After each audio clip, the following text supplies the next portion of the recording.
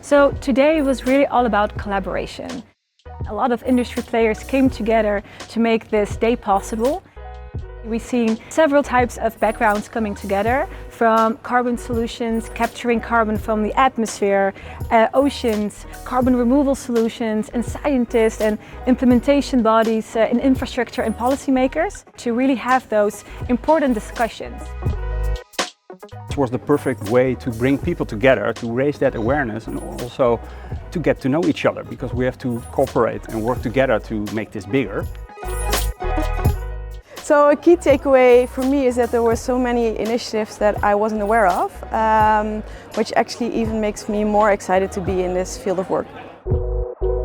This really is Netherlands at its best. It's all about collaboration, and that's brought us so much in our country, and this is such a nice show of it.